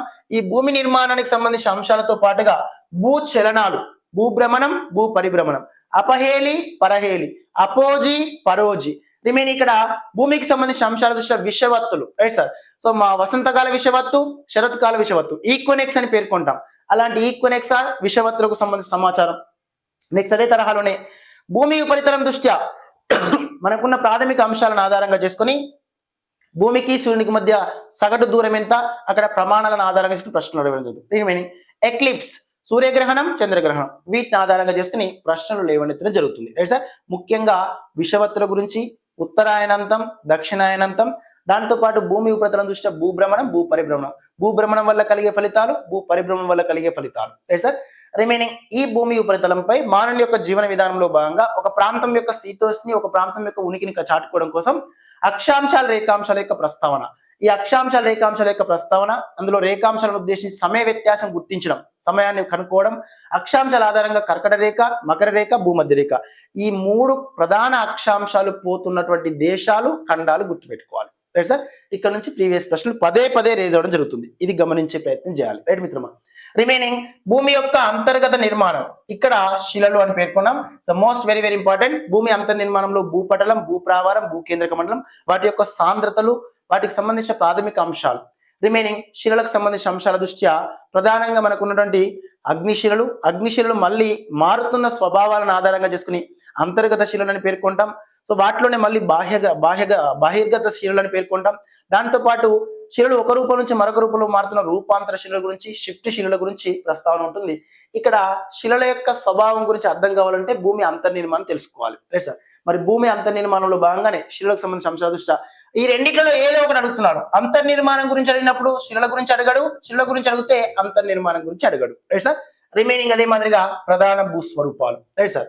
ప్రధాన భూస్వరూపాల్లో ప్రథమ శ్రేణి భూస్వరూపాలు, అదే మాదిరిగా ద్వితీయ శ్రేణి భూస్వరూపాలు, తృతీయ శ్రేణి భూస్వరూపాలు. ప్రథమ, ద్వితీయ, తృతీయ శ్రేణి భూస్వరూపాలకు సంబంధించిన సమాచారం.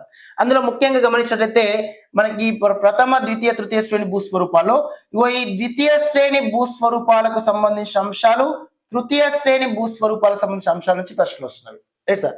ఇవి మనకి ఇంటర్లో లింక్ అయి ఉంటుంది. దాంతోపాటు 9వ తరగతి పాఠ్యాంశంలో కనిపిస్తున్నాయి. Right sir. ఈ తరహా మన జాగ్రఫీకి సంబంధించిన అంశాలతో పాటు ఇంకా రిమైనింగ్ గమనించినట్లయితే మన ధ్రువ ప్రాంతాలు, ఋతువులు, టండ్రా ప్రాంతాలు, ప్రజలు, శీతోష్ణ శాస్త్రం, అగ్నిపర్వతాలు, భూకంపాలు. నెక్స్ట్ అదే మాదిరిగా గమనించినట్లయితే భూమి యొక్క ఆవరణంలో అందులో శిలావరణం, జలావరణం, వాతావరణం, జీవావరణం. జీవావరణానికి సంబంధించిన అంశాల దృష్ట్యా 7 శీతోష్ణ మండలాలు, భూగర్భ జలాలు, చెరువులు మన స్కూల్ టెక్స్ట్ బుక్ లో కనిపిస్తుంది. ఇక్కడ జలచక్రం సంబంధించిన అంశాలు, అడవులు, ఖనిజాలు, గనుల తవ్వకంలో ఖనిజాలకు సంబంధించిన అంశాలు, అడవులకు సంబంధించిన అంశాలు. Is most important. సహజ ప్రసిద్ధ మండలాలు, ఇంతకుముందు మనం మాట్లాడుకున్న ప్రతిపాదన నిమిత్తం 7 శీతోష్ణ మండలాల్లో ముఖ్యంగా టైగా మండలం, భూమధ్య రేఖా ప్రాంతం చెందిన అల్పపీడన భూమధ్య రేఖా ప్రాంతం ఉష్ణమండల శీతోష్ణ స్థితి.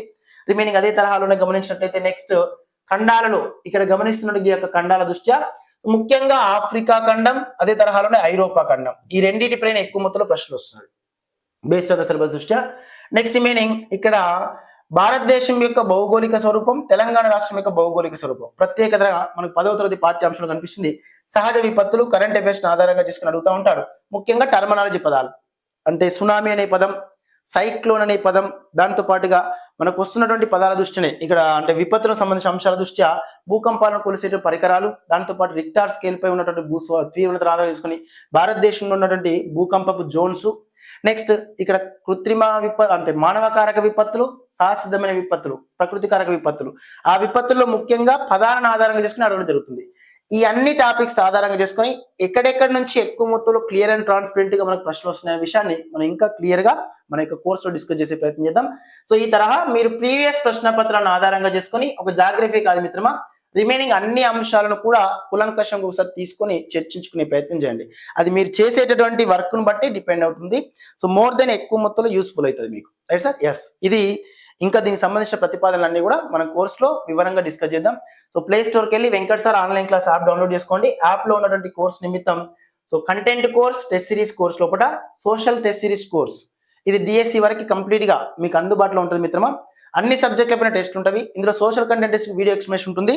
ఈ కోర్సు 599 రూపీస్ కి మన Venkat sir online class app లో ఆఫర్ లో కొనసాగుతుంది, రైట్ సార్? సో ఇందులో మొత్తంగా సుమారు ఇప్పటివరకు 350 టెస్ట్ పెట్టాం. ఎన్నిసార్లు రాసుకోవచ్చు టెస్ట్, మీరు ఎప్పుడైనా రాసుకోవచ్చు. దీనికి లైవ్ క్లాస్ వీడియో అంటే టెస్ట్ విశ్లేషణ అనేది early morning 4 o'clock to 6 o'clock వరకు ఉంటుంది. సో సార్ వాళ్ళు వచ్చినప్పుడు, గెస్ట్ క్లాస్ వచ్చినప్పుడు డే టైంలో ఉంటుంది. ఆ వీడియో కూడా మీరు ఎప్పుడైనా వినొచ్చు, రైట్ మిత్రమా? ఇందులో క్విక్ రివిజన్ పీడిఎఫ్ కూడా ఉంటుంది చదువుకోవడానికి అనుకూలంగా. నెక్స్ట్ రిమైనింగ్ అదే తరహాలోనే తెలంగాణకు సంబంధించిన SGT social content and test series course కూడా ఏర్పాటు చేశాం. దాంతో పాటు నెక్స్ట్ అదే తరహా ఆంధ్రప్రదేశ్ రాష్ట్ర మిత్రులకి, తెలంగాణ రాష్ట్ర మిత్రులకి సోషల్ కంటెంట్ సంబంధించిన అంశాలపైన పూర్తిగా మన యొక్క Venkat sir online class app లో మీ కోర్సులు అనేవి అందుబాటులో ఉన్నాయి మిత్రమా. ప్లే స్టోర్కి వెళ్ళి యాప్ డౌన్లోడ్ చేసుకోండి. యాప్ లో ఉన్న కోర్సు రిసీవ్ చేసుకునే ప్రయత్నం చేయండి. ఏపీ మిత్రులు, తెలంగాణ మిత్రులు ఇరువురు కూడా, రైట్ సార్? రిమైనింగ్ అంశాలన్నీ కూడా సో యాప్ లో ఉన్న మిత్రులకి సో అనుసంధానం అయ్యే విధంగా రెగ్యులర్ గా మన యాప్ లో డిస్కస్ చేసే ప్రయత్నం చేద్దాం. ఓకేనా? Thank you sir, thank you so much. ఎవరైతే మన మిత్రులు ఇంకా రిసీవ్ చేసుకోలేదు యాప్ లో కోర్స్ ని, సో కోర్స్ రిసీవ్ చేసుకునే ప్రయత్నం చేస్తారు. సార్ మీకు చెప్పొచ్చేది ఒకటే, సో మీరు బయట ప్రపంచంలో ఏమేమి ఖర్చు పెడతారో నాకు తెలియదు, కానీ కేవలం మనకు 2000 రూపీస్ తోటి అంటే సోషల్ కంటెంట్ కోర్స్ వచ్చేటప్పటికి 699, టెస్ట్ సిరీస్ కోర్స్ వచ్చేటప్పుడు 599. రేపు జనవరి 22 నుంచి మెథడాలజీ కోర్స్, జనవరి 26 నుంచి పిఐఈ కోర్స్ ఏర్పాటు చేస్తున్నాం. ఈ అన్ని కోర్సులు కలిపితే అప్రాక్సిమేట్లీ ఒక 2000 బిలో ఉంటుంది, అంతా 1800 2000 ఉంటుంది. 2000 తో మీరు డిఎస్సి క్రాక్ చేయొచ్చు అంటున్నా, అందరికి 100%. అలా క్రాక్ చేయడం కోసం వెంకట్ సార్ ఎప్పుడు అందుబాటులో ఉంటాడు. Venkat sir online class app లో ఉన్న టీం కూడా మీకు అందుబాటులో ఉంటుంది, రైట్ సార్? ఇది ఒక ఫ్యామిలీ సార్. సో ఫ్యామిలీ మిమ్మల్ని కూడా ఆహ్వానిస్తున్నాం, రండి, అందరం కలిసి ముందరగేద్దాం, హార్డ్ వర్క్ చేద్దాం, right sir? Yes, thank you మిత్రమా, thank you so much. All the best once again, all of you. So మిగతా ఇప్పుడు మనం మాట్లాడుకున్న డిస్కషన్ ఏదైతుందో, టాపిక్స్ ఏవైతే వాటిపైన పూర్తి వివరణ, పూర్తి విశ్లేషణాత్మకమైన వివరణ, ఫోకస్ చేయాల్సిన మెయిన్ అంశాల గురించి యాప్ లో డిస్కషన్ ఉంటుంది, రిసీవ్ చేసుకోండి, right sir? Yes, thank you మిత్రమా, thank you so much. Yes, 100%. So తప్పకుండా బోధన మాది, సాధన మీది, మీరందరూ కావాలి తప్పకుండా ప్రభుత్వ బోధకులుగా. ఇది Venkat sir online class app లో చెప్పాను కదా మిత్రమా. ఫస్ట్ పేజ్ లో రాసి పెట్టుకోండి. ఎవరి ఒంట్లో అయితే కూర్చున్నంత ఓపిక, చదివేంత సత్తా ఉంటుందో వాళ్ళ ఒంటి మీదకి సర్వీస్ రాకుండా పైన భగవంతుడు కూడా ఆపలేడు. పోస్టులు ఒక్కటి ఉన్నా తప్పకుండా అది నీకు వస్తుంది, కానీ నీ ఒంట్లో ఓపిక, చదివేంత సత్తా ఉండాలి. అదొక్కటి ఏర్పాటు చేసుకోండి.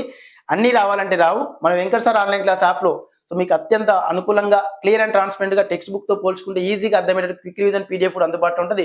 చదువుకుంటే ఎగ్జామ్ రాసుకోవచ్చు, రైట్ సార్? ఎస్, ఎగ్జామ్స్ బాగా రాయండి, క్లాసెస్ వినండి, 100% సక్సెస్ అవుతాం మనం, రైట్ సార్? ఎస్, చెప్పాను కదా సార్, 60-70 మార్కులతో టెట్ లో 4 సార్లు రాసిన క్వాలిఫై గాని మిత్రులు, సోదరిమణులు ఈ రోజు 130-120 మార్కులతో సార్ కేవలం టెస్ట్ సిరీస్ తో, కంటెంట్ కోర్సులతో మేము టెట్ విషయంలో ఈ స్కోర్ ఉంది, డిఎస్సి లో 100% డిఎస్సి క్రాక్ చేస్తాం సార్ అని చెప్పేసి అంటున్నారు. అంటే అర్థం చేసుకోండి ఏ తరహాలో ఉందో, రైట్ సార్? ఎస్ సార్, ఇది సో ఏదో మీ ద్వారా కోర్స్ రిసీవ్ చేసుకునే కాన్సెప్ట్ తో కాదు, సో ఎక్కువ సంఖ్యలో అభ్యర్థులకు చేరువై ఎక్కువ రిజల్ట్ తీసుకురావాలనే నేపథ్యంతో ఏర్పాటు చేస్తాం, రైట్ సార్? ఇది కేవలం డిఎస్సి అనే ప్రిపరేషన్ అనేటటువంటి భావన వచ్చే మిత్రులు ఎవరైతే ఉన్నారో అందరూ కూడా మాక్సిమం వీలైనంత వరకు కొంత డిఎస్సి ప్రిపరేషన్ అనగానే మన సోషల్ పర్పస్ లో ఆర్ట్స్ గ్రూప్ తీసుకుంటా ఉంటాం. మన యొక్క కుటుంబ నేపథ్యం, ఆర్థిక స్థితిగతుల ఆధారంగా డిఎస్సి వైపు వస్తాం, బిఎడ్ చేసి, రైట్ సార్? వీళ్ళ ప్రకారంగా అలా వచ్చిన వాళ్ళ యొక్క ఆర్థిక వ్యవహారాలన్నీ కూడా అంతంత మాత్రంగానే ఉంటాయి. సో కాకపోతే బయటి ప్రపంచంలో మాత్రం వేలకు వేలు ఫీజులు కట్టడానికి సిద్ధమవుతారు. మన దగ్గర కేవలం నేను ఆన్లైన్ ద్వారా తక్కువ మొత్తంలో అమౌంట్ రిసీవ్ చేసుకుని ఎక్కువ కంటెంట్ ఇస్తా సార్, మీకు రిజల్ట్ తీసుకొస్తా అంటున్నా. రైట్ సార్, కాబట్టి గమనించండి. 100% చెప్పాను కదా సార్, చెడు తొందరగా ఆహ్వానిస్తుంది, మంచి ఆలస్యంగా చేరుతుంది. ఈ వీడియో ద్వారా మీకు ఈ సమాచారం ఆలస్యంగా చేరుతుందంటే అది మీ యొక్క విజయానికి సంకేతం అని అనుకోండి. రైట్ సార్, ఎస్, ఓకేనా. Thank you sir, thank you so much.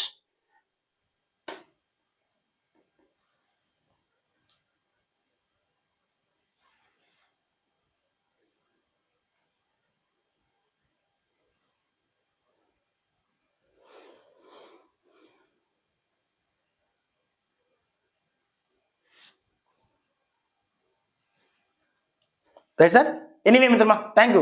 Live లో ఉన్న మిత్రులందరూ కూడా కొంచెం స్టాటస్ పెట్టండి, తెలిసిన మిత్రులు చెప్పండి మిత్రమా, షేర్ చేయండి. రేపు ఎర్లీ మార్నింగ్ 4 o'clock కి టెస్ట్ విశ్లేషణ రెడీ ఉండండి. రైట్ సార్, రేపటి నుండి లేవంగానే వెంకట సార్ చూడాలనే భావన రావాలి. రైట్ సార్, 4 o'clock 4 గంటలకు లేస్తున్నాము అంటే అర్థం చేసుకోండి ఏ లోపల ఏ తరహాలో ఉంది మన లోపల కసి అనేది. రైట్ సార్, గమనించండి మిత్రమా. సో చెప్పాను కదా, సో ఈరోజు సైలెంట్ గా చలితో సంబంధం లేకుండా, శీతోష్తో సంబంధం లేకుండా మనం పుస్తకాలతో యుద్ధం చేస్తున్నాం చెప్తుంది పుస్తకం. రైట్ సార్, సో తప్పకుండా పుస్తకం పైన గీతలు పెడతా ఉంటే పుస్తకమే భయపడాలి. ఆ తరహాలో ప్రిపరేషన్ ఉండాలి. ఓసారి చదువుతున్నప్పుడు గ్రీన్ పెన్, తర్వాత రెడ్ పెన్, తర్వాత వైలెట్ పెన్, తర్వాత విబ్జిఆర్ లో ఎన్ని పెన్లు ఉంటే అన్ని పెన్లు గీసి గీసి పుస్తకం అంతా చినిగిపోవాలి. అట్లుండాలి చదవడం అంటే. ఆ తరహాలో మీకు చూపెడతాను. So Venkat sir online class app ద్వారా మీరు చదవడం అంటే ఎట్లుంటుందనే విషయం ఇప్పుడు వాట్సాప్ లో పంపిస్తాను. ఒకసారి అదే తరహాలో చదివే ప్రయత్నం చేయాలి. ఓకేనా. థ్యాంక్ యూ మిత్రమా, thank you so much. All the best once again. I love you. రేపు మార్నింగ్ కలుద్దాం మళ్ళీ. ఓకేనా.